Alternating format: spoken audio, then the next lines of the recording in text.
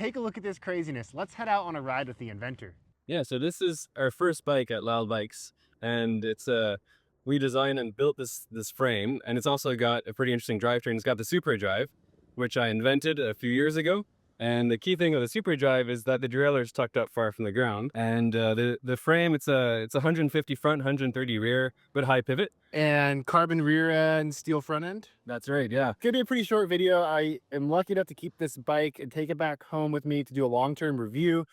But today is just kind of first ride, get some clips on it. We have Cedric here. We'll do a little talking for the main review. And yeah, just enjoy a nice morning on the trails. Ready, steady? Oh man, thing is light.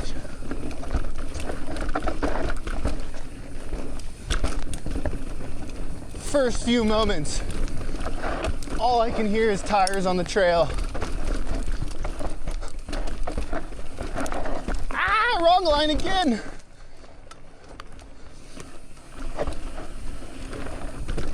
So quiet. Oh my gosh.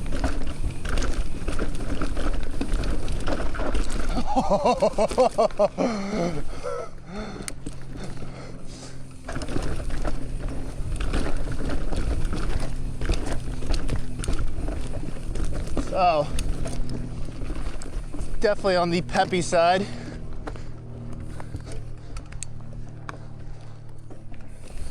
Yeah, it's a great little trail, huh? We're just gonna run the POV down the whole trail for you. It's a first ride. Woo-wee. Some flat pedally sections. Definitely pumps and gets speed pretty dang well.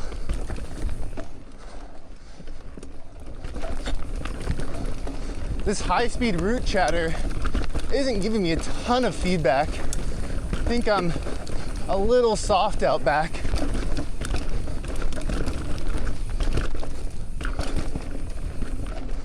But gosh, it is just so quiet.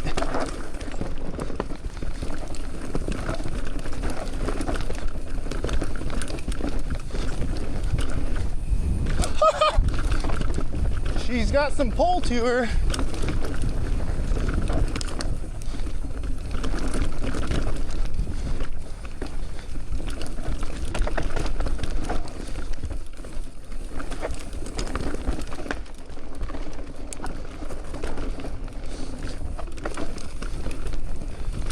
Front end is a touch low for my preference, but it's definitely giving me a lot of grip up front. Ooh-wee. Actually, some interesting technology that makes that happen. Okay. Explain if you're curious. Sure. So normally derailleur clutches, well, when there is a clutch, not like those Shimano derailleurs. Yeah. So normally derailleur clutches inside the knuckle here. There's this kind of sliding friction mechanism. So it absorbs energy by sliding surfaces against each other. Okay. And that's how it absorbs energy to stabilize the chain and, reduce chain slap and keep the chain on the sprockets. And with the Supre Drive, the damping that absorbs the energy is hydraulic. Okay. So it's like the damping in a fork or a shock. Interesting. In that you have like viscous friction in a fluid. Okay. And it's got a couple of really cool advantages. One is that it's speed dependent. So the faster the chain tensioner moves, the more damping force you get. Say that again for me. So the faster the chain tensioner moves, Okay. the more damping force you get. Okay. So when you're like riding in a rough terrain, there's like these little jolts, really fast motion of the chain tensioner. And that's when you get the most damping force, and that's what you want the most. So it's like it's more or less like a shim stack and a shock. Yeah, exactly. Higher velocity means more damping. damping. Yeah. Exactly, yeah. And you want that for the damper for a chain tensioner, because when you're shifting gears, it's slower motion. Okay. And that's when you don't want the damper to interfere, and that's when you get less damping.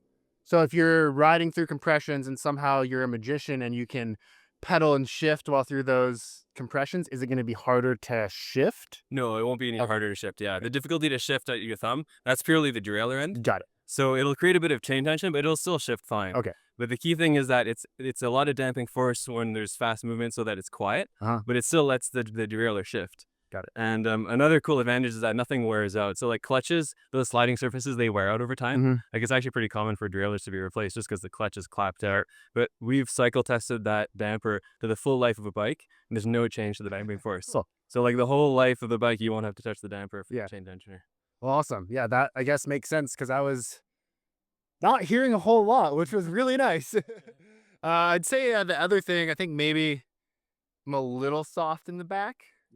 Yeah, I think we just add a few PSI, and this is how first rides on bikes go. You think you got your setting in the parking lot, then you feel it, and you change it up. That's the whole beauty of this. So we're gonna add some pressure, continue on this trail, and gosh, dirt's pretty good today, huh? It's sweet. Yeah, it's so good. It's fun. All right. Add a little shock pressure to get this thing to sing. Woo.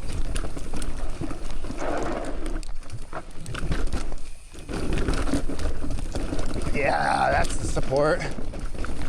Adding that pressure didn't really introduce much harshness. Just a little bit more platform to push into. Ooh, loosey-goosey. Really good connection to the front end. Quite surprised at how much I'm liking this, with how low the bars are. Oh, this is such a fun trail. Oh yeah, it really likes the big compressions. Remains super composed, isn't jolty or anything. Definitely has that like high pivot feel of moving forward through those big compressions and the square edges.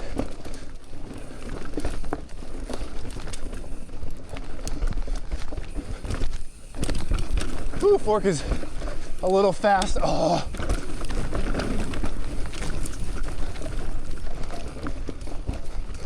Oh yeah. That is a great trail for a bike like this.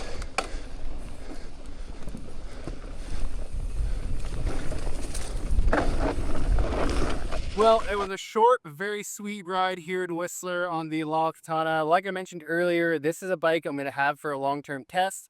But we had Cedric here, and I just wanted to get out on the trail, ask him some questions, introduce to you guys. So in the long-term review, I can answer questions that you have in the comments. I literally know nothing about this bike other than 150, 130, and now a hydraulic drivetrain system, which I'm still a little puzzled by. So I'm going to do some research and we're going to do some talking here to Cedric while we have him for the long-term review and dive into all the details. First impressions, one, it's very quiet, like very quiet. Two, weight, 36? 6, yeah. Yeah, 36. Mm-hmm. Huh, it's like I know what I'm doing. Yeah, so I'd say it rides lighter than 36. Great firm pedal platform going up the hill, and I do not have to complain about the C2 angle. Do you know what it is, Cedric, off the top of your head? No. It's steep. Like, I'd have to double check. yeah, it's steep. Yeah, that's I am gonna be getting a 250 dropper, just slamming this thing because it is full length insertion. Props. I'm very thankful for that. Yeah, it's my first time riding a full suspension steel front triangle and carbon rear a steel bike. The last one I had was a dirt jumper, so that's pretty sweet there. Very lively, but then once I got into some of the bigger compressions on that kind of loamy section, I was able to press in and it felt like I was getting more forward momentum and hanging up. I did ride the trail yesterday on another 130 Fight, which I guess I could talk about now. It's a Norco Revolver. It's a XC race bike, so wildly different geo set, wildly different feel on the trail. This is substantially smoother than that. I mean, obviously. But it is interesting that a bike with the same rear travel number can ride and feel so much differently out on the trail. Of course, geos, all that kind of fun stuff. Cedric, thank you so much for taking the time. He's behind the camera right now. And let me keep this and take it home to Spokane. Beacon Hill is going to be a really, really fun area to ride this bike in. lots of really short, punchy climbs with big compressions and some square edge bumps. I think the high pivot's going to do a really good job. And yeah, no, I'm stoked. Definitely. I think we're the first media outlet to have this bike in for a long-term review. Is that That's correct? correct. Yeah. So give me all the questions in this video in the comments. I will answer every single one of them. And if I don't have an answer, I will ring Cedric and he will help me explain what I'm missing. But yeah, pretty informal, fun, morning on the trail. We're going to head back to the mountain and get back to work. But thanks for tuning in.